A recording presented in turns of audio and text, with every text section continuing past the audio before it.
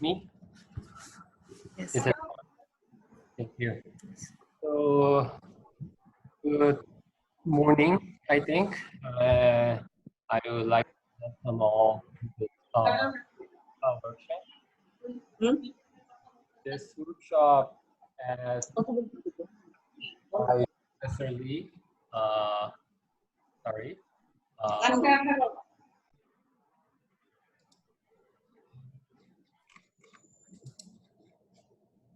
Sorry. So this workshop will be dedicated for radiopharmaceutical chemistry from clinical needs of theranostics. So as you already know, and as we have previously have focused on this subject in previous KOICA workshops, as you know, there is an increasing emerging interest in field of theranostics. And actually, if you see some keywords from the nuclear medicine field, you can see that from 2010, if you extract some keywords from Journal of Nuclear Medicine, as you will expect, the highly extracted word will be PET. And other words that are extracted are FDG for uptake or tumors. However, it had changed in 2000 recently. As you can see here in the left side of the image, in 2017, when you extracted words from the Journal of Nuclear Medicine, there are some new emerging words that we can see, such as therapy or PSMAs. So we actually have seen what are the emerging keywords in this nuclear medicine field recently. And these are highly frequent words which has been recently emerged, such as PSMA, PRRT, dotatate, or immunes. So this time we would like to discuss more dedicated to this theranostics. So theranostics is a combined compound word of therapy, diagnostics. And as you can see that this is a emerging part of medicine which has in the same vein of the precision medicine. So what we can do is we can see and then we can treat.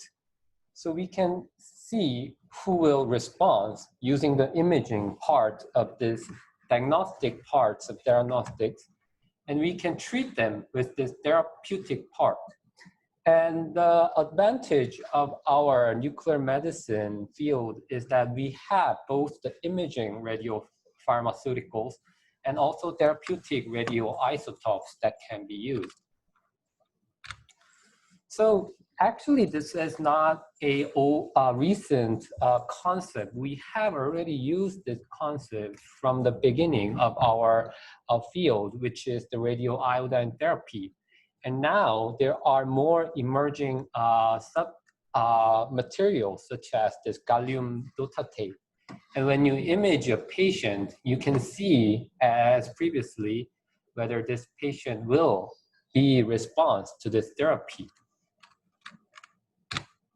So the market size of this theranostics is actually increasing, and I expect this might be our next emerging this will be take quite a lot portion of our field's income.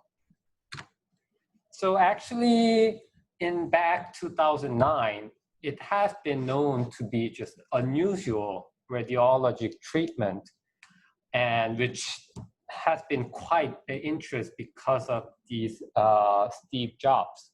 However, now it is actually getting interest from the big pharmaceutical companies such as Novartis. As you have heard that this company bought AAA company which made the lutetium dotatate using $3.9 billion. And this kind of interest is that now not only the small pharmaceutical companies, but now big pharmaceutical companies are also paying attention to our field. Then what are the process of this this radio development of theranostic agent? So firstly, you need to have a basic research of what kind of compounds will be actually promising. And then you need to discover what is the effective target or effective drug. And then you need to do the preclinical research using it. And then you can move on to the clinical research. And every step, the possibility significantly decreases, and only just a few can be approved as a drug, which can be used in clinically. And the next step after the approval of this drug, it should be absorbed into the clinical guideline. Without it, it may be extracted from the clinical situation. So as you can see now, this in the neuroendocrine tumor patient, this lutetium therapy, PRRT, has gone into the clinical guideline. So now we can easily be using this PRRT therapy. And every clinician also consider our therapy. But there are some, in this workshop, we want to discuss some what kind of parts that radiopharmaceutical helps or what has a role in this process of theranostic development of theranostic agents. So actually, in the first part, there are basic research and drug discovery and development and preclinical research. There is an enormous role of radiopharmacists in this part. So Professor Yoon-Sang Lee and Professor Dr. Ji-Yong Park will actually discuss about the drug development and how we can go on from the bench to the clinic. But also, not only in the developmental pace, but there are important role of radiopharmacists in the application of this theranostic agents, actually. So you can see one of our case, and this is actually a patient with a neuroendocrine tumor in the pancreas, and who had a high number, enormous liver metastasis.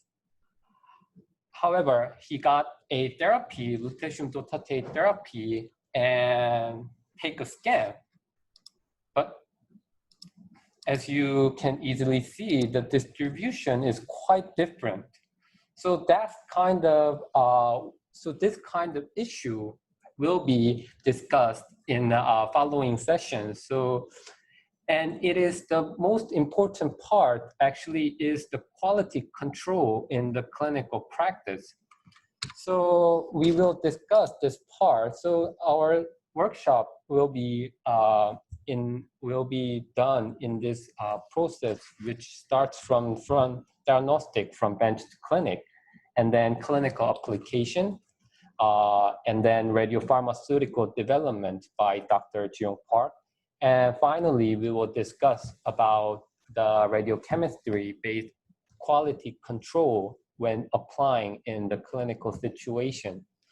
So I again welcome everyone to this KOICA workshop, and I think now we can start the session.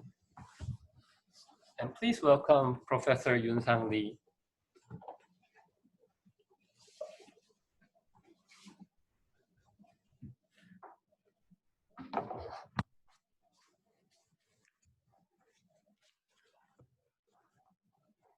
And if anyone has a questions, I would like you can write down in the chatting box. You can chat, and after the lecture, we will discuss using.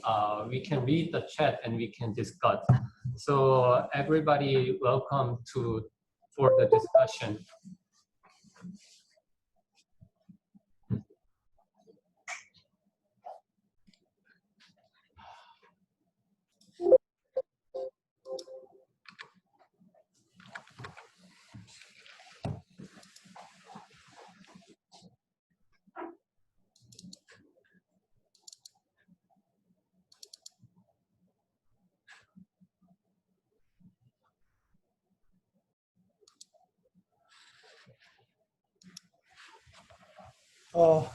Nice to see you again, Professor Shamim. Okay, we will start. If you have any question, you can text on this Zoom system. So Dr. Suh explained that some tragic case of our hospital. Actually, that is happened in Malaysia, Beacon Hospital. But actually, for a diagnostic radiopharmaceutical, sometimes if there is misadministered, misinjected, or several decayed radiopharmaceutical that is injected into the patient, we cannot get images. But I think any harmful effect to the patient, but in case of therapeutic radiopharmaceutical, it will happen, then patient has a huge problem. Sometimes it's fatal. So quality control of radiopharmaceutical is very important. So as Dr. Suh mentioned that one typical case in Malaysia, our patient was injected lutetium dotatate, and after the lutetium dotatate injection, they got SPECT or gamma camera imaging, and then you can see the high bone and soft tissue uptake. So we think that radiopharmaceutical should have a problem. So after getting that imaging, we asked them to deliver the quality control data. So they gave us the TLC data of the lutetium dotatate. So, and then they mentioned that it's only one peak, and there's no problem of the decayed or the fragmented peak. So they insist that that is right radiopharmaceutical for that patients. But I think, okay, then please give us another day of data of another day. So they sent different synthesis of the lutetium dotatate TLC. Then we found that that peak RF value is different. So single peak is not enough for the characteristic of the specific radiopharmaceutical. So you have to compare the earlier TLC data. So we found that, okay, that is the earlier one. We found that that is just lutetium itself, free lutetium. And this peak will be the lutetium dotatate. So, and after that, they found that heating module was broken, and inadequate heating during the heating process, and then possibly that false positive of the TLC strip, and then we think that okay, then after that we cannot send our patient to the Malaysia, and right after 2 months, we got ourselves treat for a neuroendocrine tumor patient in our hospital. And another event is the FDG QC event. After, I think normally in case of in hospital in Korea, they got FDG from outside of the hospital, and then they inject into the patient, and then they got the PET scan, FDG PET scan. And normally, that day also normal day, they got a PET image, but high liver uptake and bone uptake of the PET image. So right after that event was happened, they called me, so please give advice to this case. So I think that should be the F18 was detached from the FDG molecule. So please check TLC. I asked to them, and they said from the supplier, they sent that TLC that is the same with the earlier one. And after getting the FDG vial, in the hospital, they never checked their TLC by themselves. So after getting that FDG vial, I asked to them, please take the TLC by yourself. Then they found that another peak beside the FDG peak. So okay, then I asked to please reproduce that FDG for that production site. They found that we think that process for capturing process for FDG, acetylated FDG, that column has a problem. So after the second production, they got some F18 and FDG and acetylated FDG byproduct. So after getting information of this FDG production, they quit the production of FDG at last. So take the TLC chromatogram is very important. And also, if you have you don't have a TLC scanner, even though you don't have a TLC scanner, so you just take the TLC and then cut the half of the TLC strip, then you put the gamma counter, then you can check the what's the percentage of the radioactivity, then you can compare that there is good radiopharmaceutical or not. So please check TLC by yourself. So you should not believe production site TLC, okay? And this case is our hospital case. May 22nd of this year, patient who got gallium dotatok radiopharmaceutical, and then we found that is almost a blood pool imaging agent. So you can see the high blood pool uptake.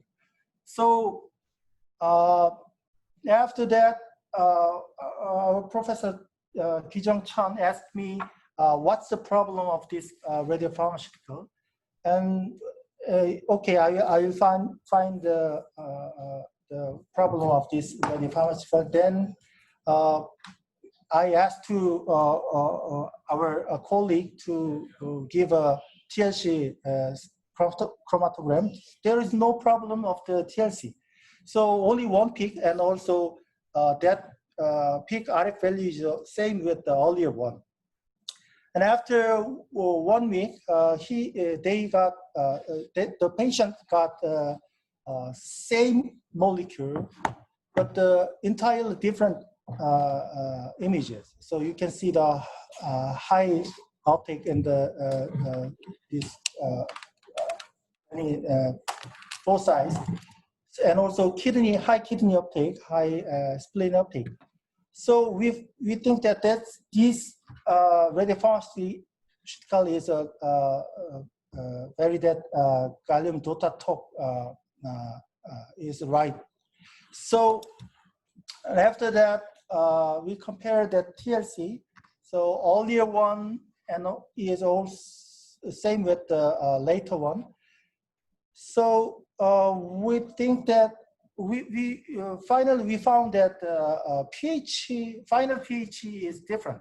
So you can see the earlier one has a 3.46 pH, and later one is a pH of 4.31. So we think that that pH can affect the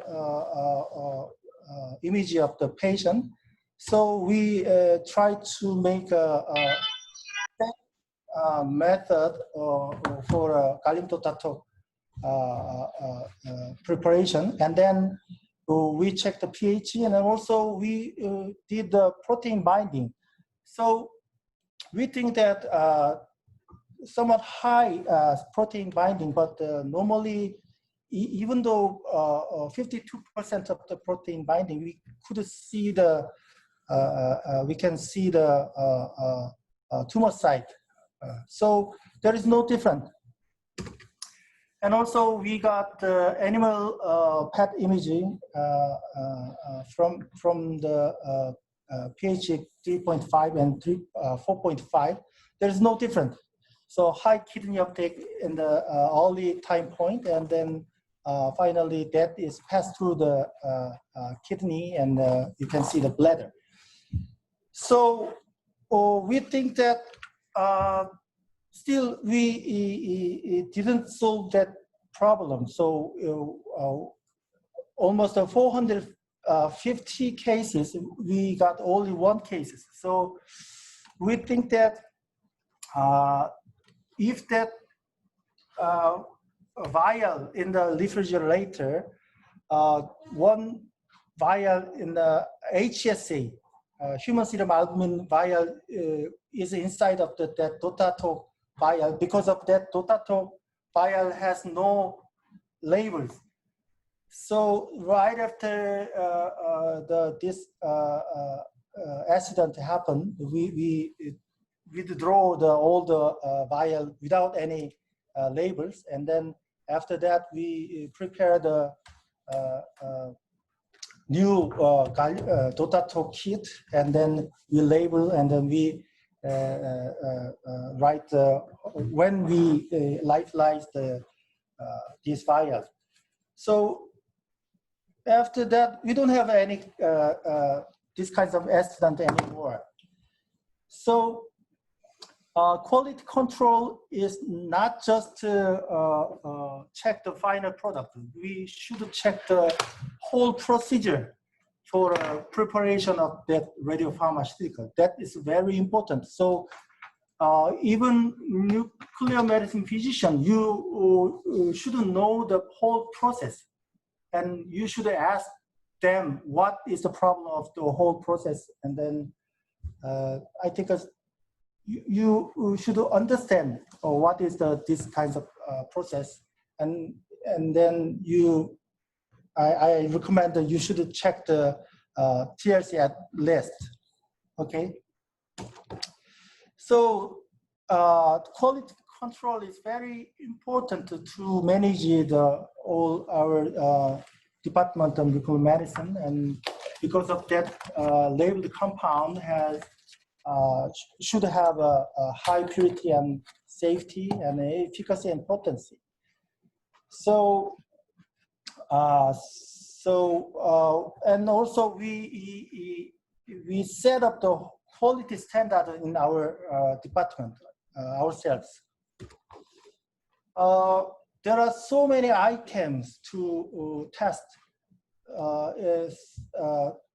Firstly, physical chemical property. You have to check the color or clearance of the vial, that is the appearance, and also you have to check the pH and TLC and other chemical purity.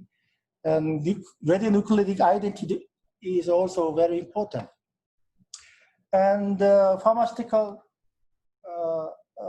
radiopharmaceutical should check the sterility and endotoxin test, but in case of radiopharmaceutical, we don't have to do the before injection. In case of radiopharmaceutical, it has a relatively short half-life. So after the injection, we can do the sterility test and the endotoxin test. I think in case of Korea, that is listed in the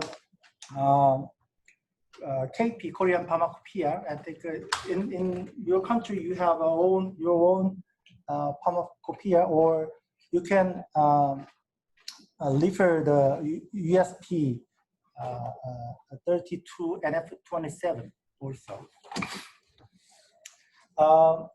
In the quality control room, you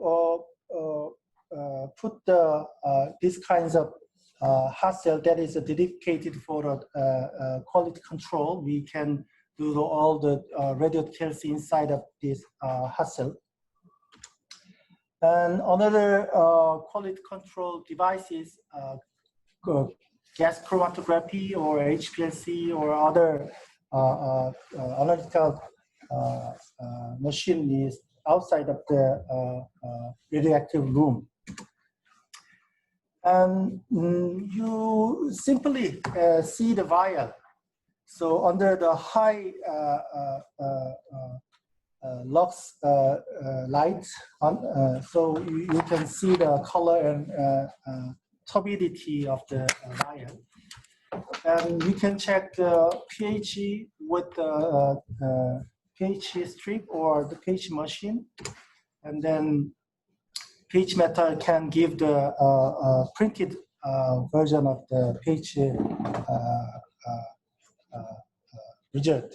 So you can simply attach the QC data sheet on, for this kinds of pH result.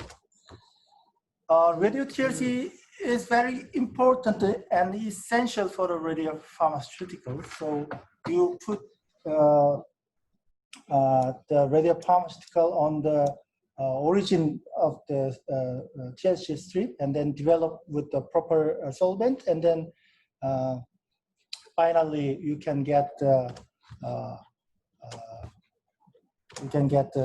TLC scanner with the TLC chromatogram with the TLC scanner.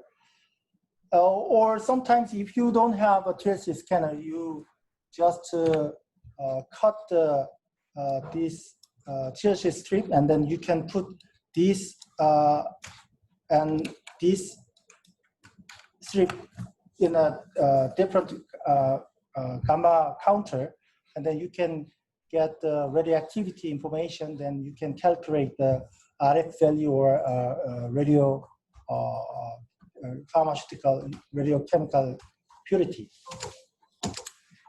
And also you can report the RF value of this TSC scanner. So percentage of ROI will be the purity information. Here you can see the 99.62%. And another chemical purity, for example, cryptopix is an essential chemical for FDG production. That has a toxicity, and LD50 is a 35 milligram per kg. So we recommend that 50 ppm for injection solution. So there are two different methods, the spot test and the TLC test. So if you don't have a spot test machine strip, then you just simply TLC test with the proper developing solvent. But in our hospital, we have a spot test kit. So just simply put the FDG solution, then after 5 minutes, you can see the color change. Then you compare this standard solution, standard picture. Then we can compare that what's the high limit of the cryptopix 222. And we can calculate the radionuclide purity with the dose calibrator, and then you put the sample into the dose calibrator, and then you can put the radioactivity, and then firstly and the second radioactivity, then we can get the half-life information. Then we can calculate half-life from the Excel sheet. So in this case, it is 108.2 for that FDG. So in case of F18, that possesses a 109.5 minutes half-life. So that is the inside of the standard deviation, 10% of standard deviation. We passed this test. Or sometimes we can do the gamma spectrometry, or multi-channel analyzer. You can see the high 511 cap and the 1022 cap spectrum from that FDG solution. And Lyell test and endotoxin test can be done with the for endotoxin test. Normally that they use the Lyell test kit for endotoxin. In case of that is criteria is less than 175 volume EU per ml. So in case of us, earlier we did the gel clot, that Lyell test kit, but nowadays we use a chromogenic technique. So we purchase the EndoSafe from the EndoSafe PTS kit system. So we simply put the FDG solution into this kit, and then we can get the result within 1 hour. For a serology test, we did ourselves. So, but sometimes you can give this vial to the institute, outside institute, then we can get serology information from that FDG vial.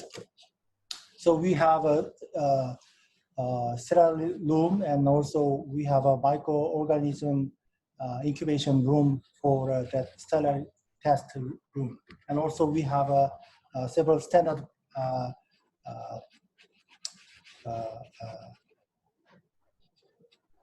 media for specific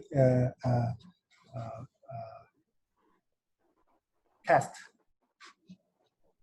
Okay, and then finally we got a residual solvent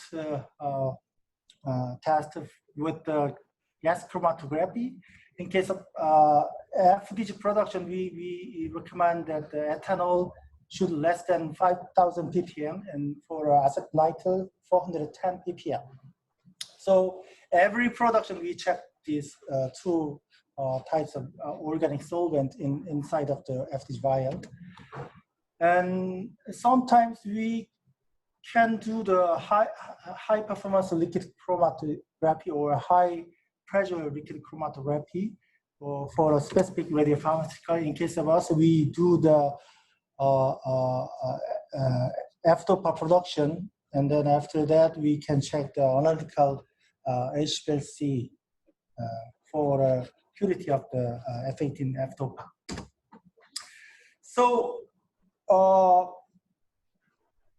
quality control is very basic and very essential for radiopharmaceuticals. So every department should equip the whole test machine. But I think at least you have to do the TLC by yourself.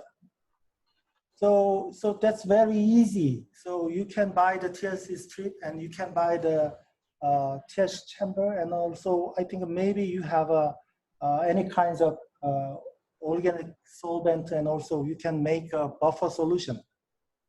Then simply find out which developing solvent is good for a specific radiopharmaceutical. You can find in a textbook.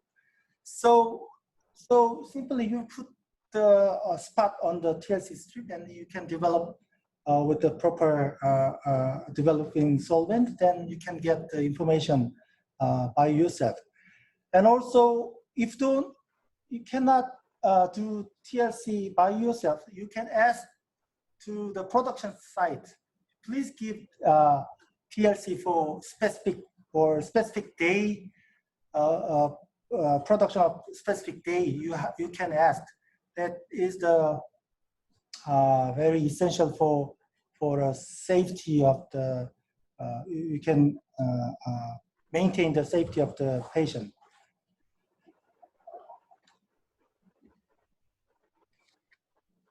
Okay, so I think this is the last slide of my presentation. So you have any question or comment? So I think. Thank you, Professor, for a nice presentation.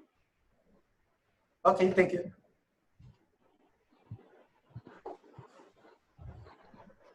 Can you hear me?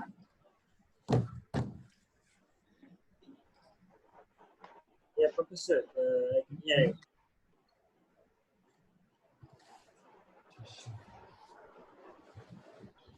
Jashin? Yeah, yes, okay. Professor, I can hear you. It's okay. Yeah, okay. So do you have any questions? You can freely write on the chat. yeah, here you can see in the chat. Oh God.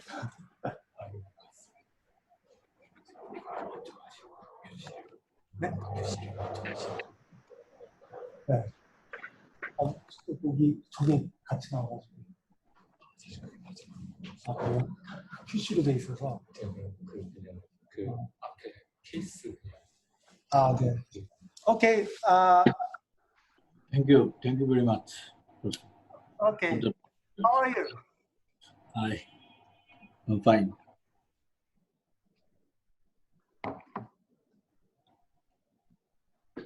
그거 좀 줘볼래요? 리모컨.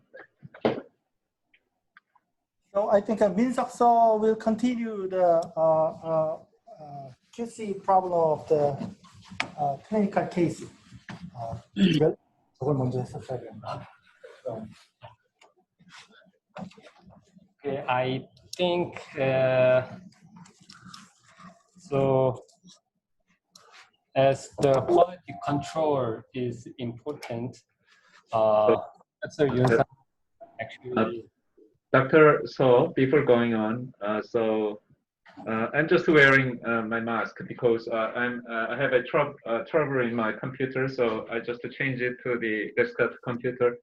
Let me propose to all the participants and especially young people, young next generation leaders.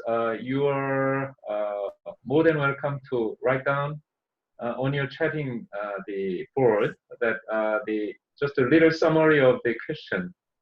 When we held the similar workshop last week, we found that the residents or the young faculty, they have many the questions, but we have a little time. So please write down your questions in your chatting note, and then not just kind of reading your question on the chatting board, but just to ask you to add what was your intention to ask that, or if not, then it's okay. So, and then we could just we means Dr. Suh and Professor Lee and Dr. Park, they could answer correctly to suit the meaning, significance of the question. So, because with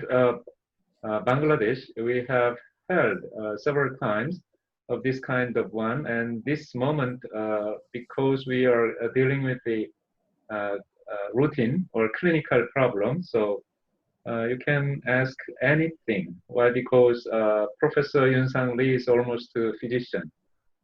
We say ourselves as a physician scientist, and I say the Professor Yunsang Lee as well as Professor Jae-min Jung, they are scientists slash physicians, so you can ask anything.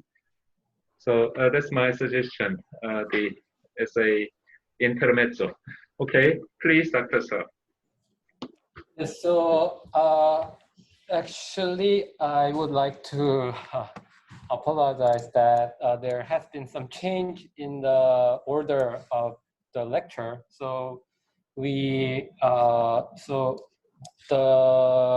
from bench to clinic, we will discuss at the last session. And for this, I would like to actually, you have already seen the case, but I would like to, again, since it was a fatal case, I would like to share some the process of the patient.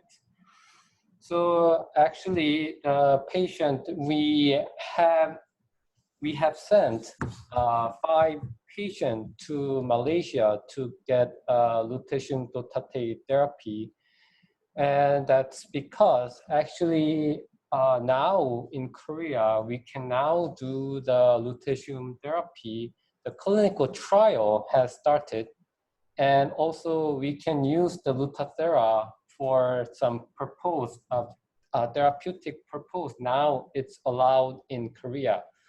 But back at 2019, there was no option in Korea for this kind of neuroendocrine tumor patient when they have recurred after all possible therapies, targeted or chemotherapy. If there is no option, in Korea, patient cannot have a PRRT. So these patients, actually, we have sent them to Malaysia. However, as you can see, so this is the first patient who had a disseminated liver metastasis.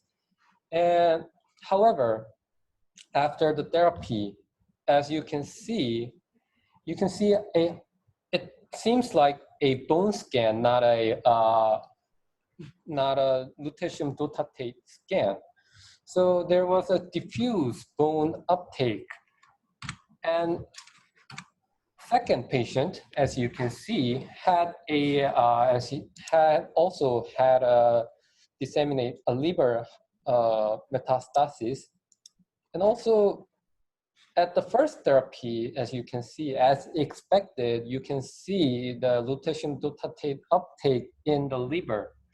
However, at the day of when this patient got therapy, in the same day, this second therapy showed up like a bone scan also. So there was a diffuse distribution along the bone marrow. And when we looked, so then you should think, after this kind of accident happens, what we should do.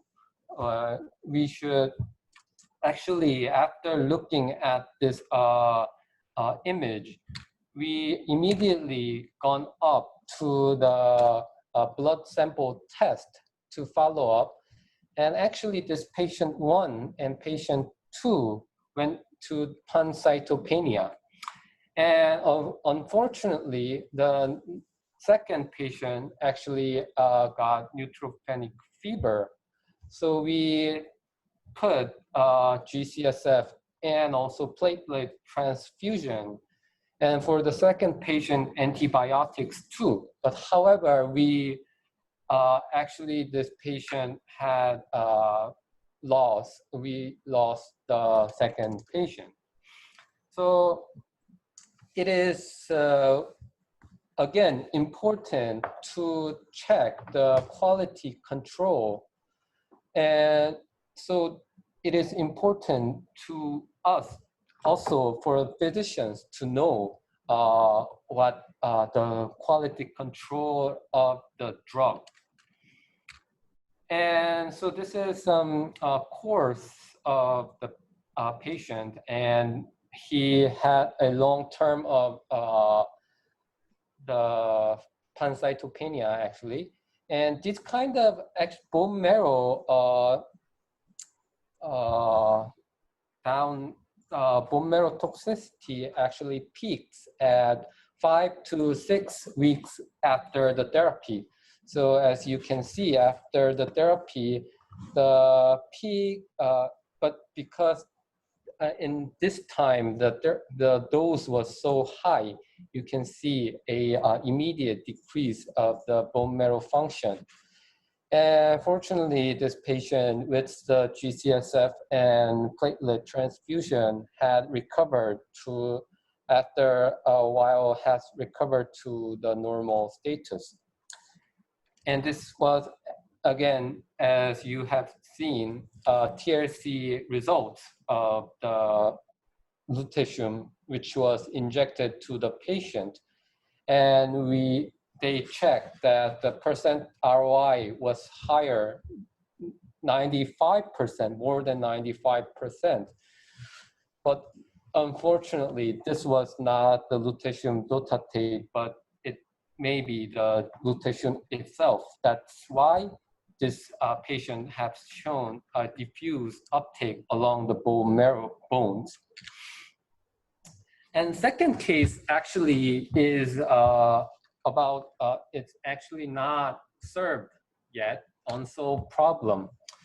So it happened recently in 2020 May, we had underwent a gallium dotatate PET CT scan.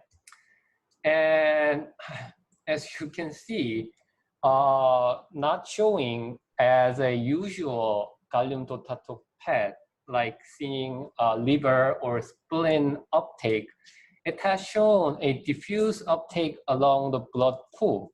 So it seemed like a blood pool imaging agent. So we thought what was wrong of this agent, and we checked the TLC, and actually it had a same peak compared to the gallium dotatate PET CT.